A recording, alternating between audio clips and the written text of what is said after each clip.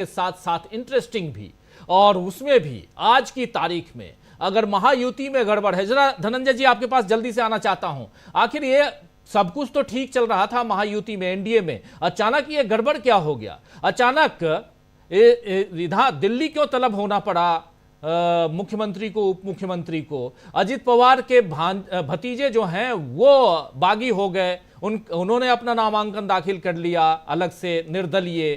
चल क्या रहा है आखिर, और यहां से क्या तस्वीरें दिखाई देती हैं धनंजय जी? देखिए, जो छगन भुजबल के भतीजे हैं वो अलग लड़ रहे हैं, निर्दलीय लड़ रहे हैं। वो भी अलग नहीं लड़ रहे, निर्दलीय लड़ रहे हैं। और वो जो है जी, छगन भुजबल जी महत्वपूर्ण नेता थे उनके। ये संकेत है, संकेत ऐसे समझिए कि अजित पवार गुट के जो लोग हैं उनको ये लग रहा है कि हम अगर बीजेपी के साथ रहे तो जीत नहीं पाएंगे। एक तो शरद पवार जी का नाम सबसे बड़ा है, और रीजनल पार्टियों के साथ किसी भी रीजनल पार्टी को देख लीजिए, रीजनल पार्टी अपने मूल नेता की वजह से पहचानी जाती है। अब शिंदे जो है उनकी पहचान अभी होनी बाकी है। अभी विधानसभा चुनाव में समझ में आएगा कहाँ खड़े हुए।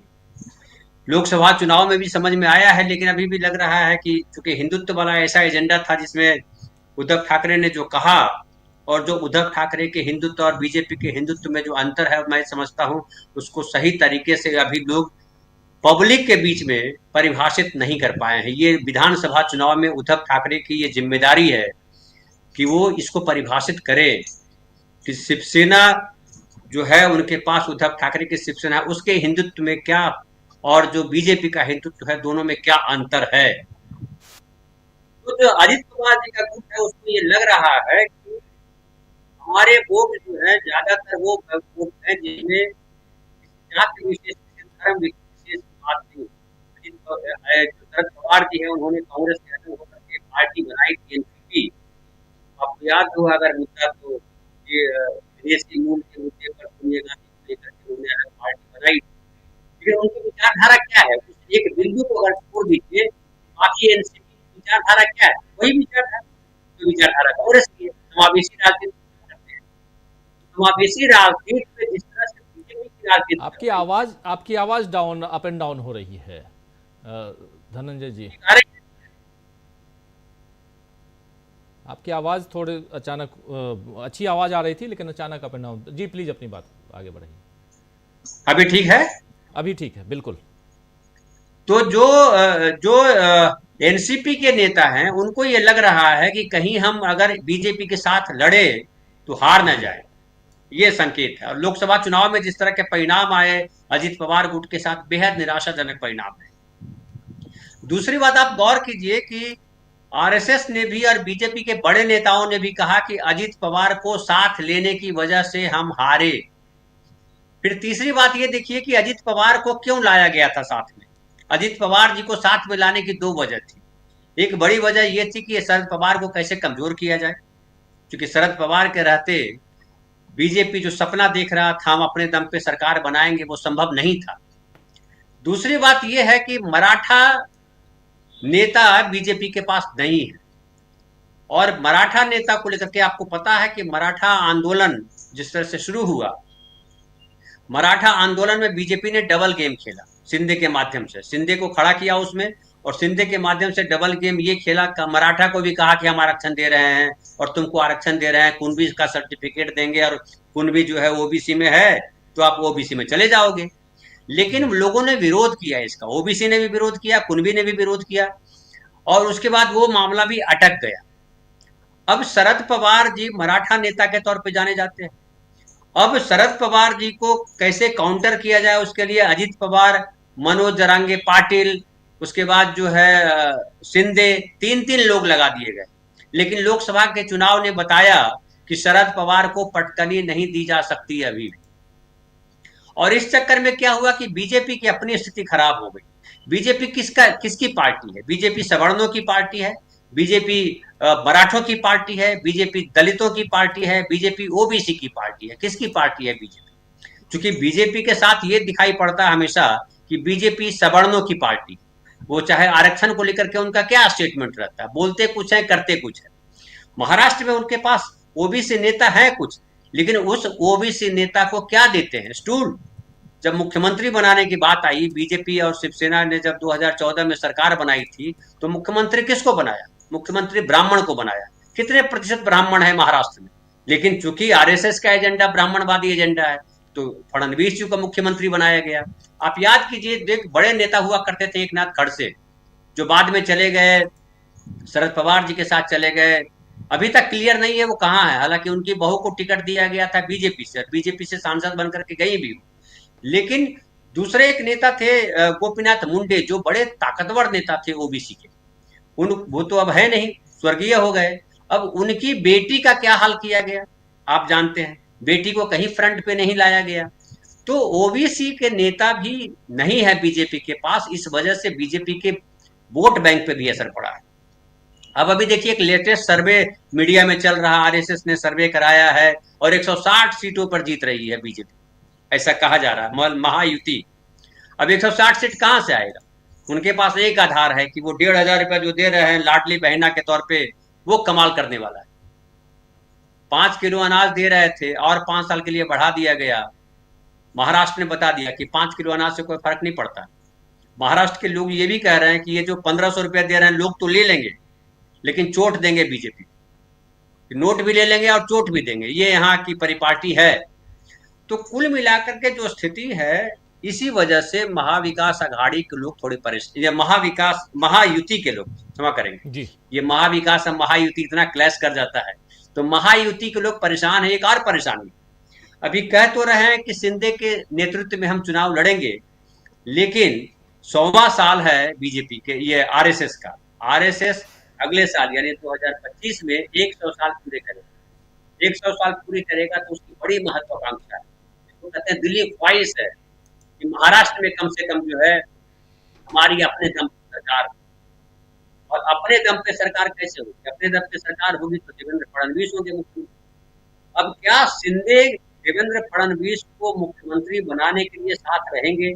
अजित पवार इसलिए छोड़ करके आए थे शरद पवार जी को, उसमें एक बड़ा ये कहा गया कि अजित पवार जी ने कहा कि आपके साथ रह करके कभी मुख्यमंत्री नहीं बन सकते, कभी आपने वो मौका नहीं दिया कि हम मुख्यमंत्री बन सके। तो क्या बीजेपी के साथ आकर के मुख्यमंत्री बन गए? वो वही डिप्टी चीफ मिनिस्टर बने हुए हैं। तो कुल मिलाकर के स्थिति बड़ी कंफ्यूजन वाली है राजीव भाई। अभी महाराष्ट्र में जो स्थिति है, कौन क्या करेगा ये महायुति में समझ नहीं आ रहा है। अब महाविकास आघाड़ी को लेकर के लगातार अफवाह फैलाई गई कि उद्धव ठाकरे जा रहे हैं मिलने के लिए, देवेंद्र फडणवीस से मिल लिए, जा नहीं रहे। और अमित शाह जी से मिलने चले गए संजय राउत, जो कि संजय राउत ने ही कहा कि भाई ये अफवाह है, ये संभव नहीं। अब स्थिति तो इतनी गंभीर है शिवसेना में कि उद्धव ठाकरे ने सीधा सीधा कहा है कि जो हमको छोड़ के गए उनके लिए दरवाजा खुला हुआ नहीं, हम उनको भी लेने वाले नहीं। अब देखिए कि दूसरी तरफ अजित पवार जी का जो गुट है, अजित पवार जी के गुट के जो लोग आए हैं उनमें उनके साथ हैं। शरद पवार जी ये नहीं कहा, शरद पवार जी ने नहीं कहा कि हम किसी को शामिल नहीं करेंगे। उन्होंने कहा जो आना चाहे आए। तो कल को जीतने के बाद भी अगर जैसे अजित पवार शरद पवार जी की पार्टी को छोड़ करके अलग गुट बनाए और आ गए इनके साथ बीजेपी के सरकार के साथ, कल समझिए ऐसी स्थिति बनी कि महायुति आसपास कहीं है, तो शरद अजित पवार गुट के कुछ विधायक उधर छूट के चले जाएंगे तो क्या करेंगे?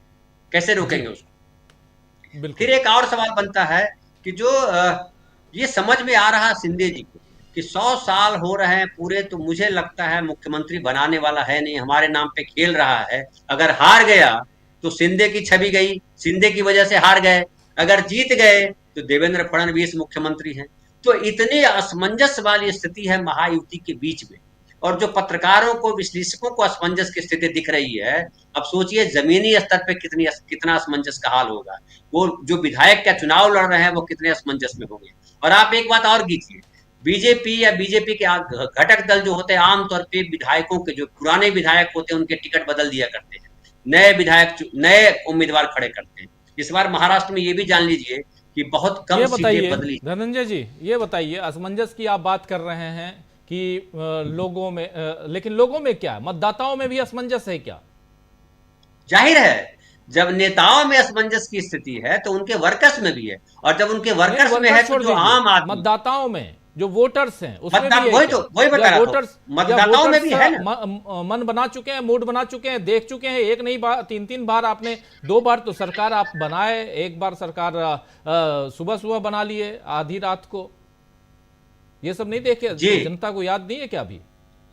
सब याद है, जनता को ये भी याद है कि महंगाई कितनी बढ़ गई, जनता को ये भी है याद है कि कितने किसान हमारे यहाँ मर रहे हैं रोज, जनता को ये भी याद है कि किस तरह से ये महंगाई बढ़ी है, बेरोजगारी बढ़ी है, प्याज के दाम नहीं मिल रहे हैं, सोयाबीन के दाम नहीं मिल रहे हैं, सूरजमुखी के दाम नहीं मिल रहे हैं, कपास के जी दाम नहीं मिल रहे हैं, तमाम चीजें याद आ रही है जनता को। और जनता इसलिए तो लोकसभा में किसी ने कल्पना की थी कि कांग्रेस पार्टी एक सीट से जो 2019 में एक सीट पे थी वो 13 सीट पे चली जाएगी, किसी ने कल्पना की थी? हम आपने भी कल्पना नहीं की थी। तो जो परिणाम आए थे वो चौंकाने वाले रहे, विधानसभा में उससे ज्यादा चौंकाने वाले परिणाम आने वाले हैं राजीव भाई। तो वो चौंकाने वाले परिणाम आएंगे, इसी डर से आरएसएस एक ऐसा सर्वे प्रोजेक्ट कर रहा है उसके भीतर, मीडिया के भीतर, जिसके आधार पर मनोबल बढ़ाया जाए और कहा जाए कि हम जीत रहे हैं, या जी हरियाणा में जिस तरह से कहा रात में जाकर के कि हम जो है अपनी व्यवस्था कर चुके हैं, वैसी स्थिति कैसे बनाई जाए।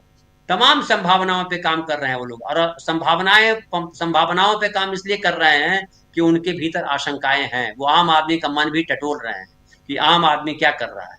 और आम आदमी महाराष्ट्र का, बिहार, उत्तर प्रदेश का आम आदमी नहीं है, उत्तर प्रदेश का तो बिल्कुल नहीं है, अलग आम आदमी है। और एक और जानकारी दे दूं, बिहार, उत्तर प्रदेश, उत्तर भारतीय नेताओं को भी यहाँ बुलाया जा रहा है कि आइए अपने अपने समाजों को संबोधित कीजिए, बिल्कुल। लेकिन कैसे संबोधित करेंगे? और इसीलिए मनसे के साथ कहा जा रहा है कि मनसे, जो पहले कहा जा रहा था कि महायुति के साथ मिलकर के लड़ेंगे, मनसे महायुति में नहीं है, मनसे अलग लड़ रहे हैं और तमाम सीटों पर लड़ेंगे। कितनी सीटों पर लड़ेंगे अभी पूरी घोषणा हुई नहीं है, लेकिन ज्यादातर सीटों पर लड़ रहे हैं मनसे का। अब क्यों नहीं लड़ रहे हैं? तो इसलिए नहीं लड़ रहे हैं, कहा जा रहा है कि मनसे की छवि उत्तर भारतीयों में खराब है, अगर मनसे के साथ जुड़ गए तो उनकी सीटें कम आ जाएंगी, कम हो जाएंगी, बीजेपी को भी नुकसान झेलना पड़ेगा। और इसकी वजह यह है कि जो लोकसभा चुनाव में मनसे साथ था, मनसे ने सपोर्ट किया था लोकसभा चुनाव में बीजेपी को, नतीजा आपके सामने है कि 9 सीट बीजेपी और 9 सीट जो है वो शिवसेना। अब कहां उसका मुकाबला कांग्रेस पार्टी से है, कांग्रेस पार्टी से कितना पीछे रह गई लोकसभा चुनाव में। तो विदर्भ और मराठवाड़ा जो इलाका पूरा है, उसमें इन दोनों के बीच टसल है और बहुत गंभीर स्थिति है बीजेपी की। जी जी बिल्कुल।